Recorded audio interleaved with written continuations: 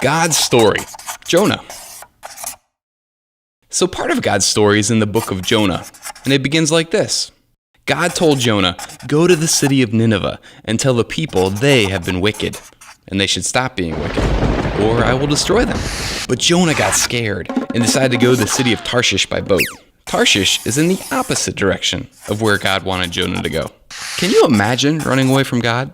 Anyway, when the boat was at sea, God sent a storm. The storm was so scary that all the sailors thought the ship was going to be destroyed. So they threw a bunch of stuff off the ship. I don't know how less luggage was going to help, but that's what they did.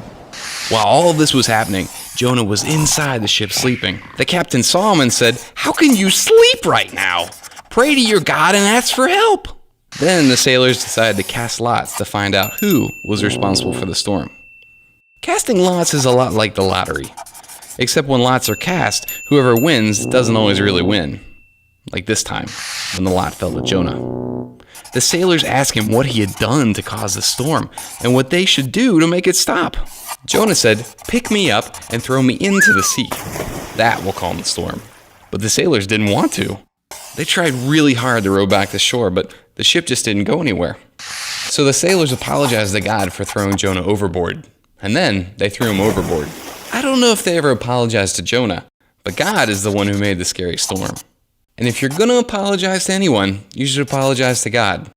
It's just a good idea in general. So as soon as Jonah was off the boat, the storm stopped. I wonder if Jonah thought to himself, "What am I going to do now?" Well, God had an answer. All of a sudden, a big fish swallowed Jonah. Yep, Jonah was now inside a fish. Things went from bad to worse real quick. Now, the Bible says a fish swallowed Jonah. We don't know if it was a whale or something else. But whatever it was, it had to be big enough to swallow a man whole without having to chew. Kids, always chew your food before swallowing. You're not a giant fish. Anyway, Jonah was in the stomach of the fish for 3 days and 3 nights. Can you imagine being stuck in a dark and stinky place for 3 days straight? Like a porta potty? Well, imagine being inside a big fish. Dark and sloshy and really stinky. Basically a porta potty with fins. After the 3 stinky days, God made the fish spit out Jonah. Actually, fish can't really spit. Jonah got vomited out. Vomit is also known as puke, barf, hurl, oatmeal seconds, upchuck, blown grits, Ralph, tossed cookies, technicolor yawn, and chunder. Basically, the fish got rid of Jonah through its mouth. Do you get the idea? So while stinky Jonah was there on the beach, God told him a second time to go to Nineveh and tell the people to stop being wicked. This time, Jonah went to Nineveh. Listening to God is always a good idea. When he arrived, he told the people that God said they should turn from their evil ways.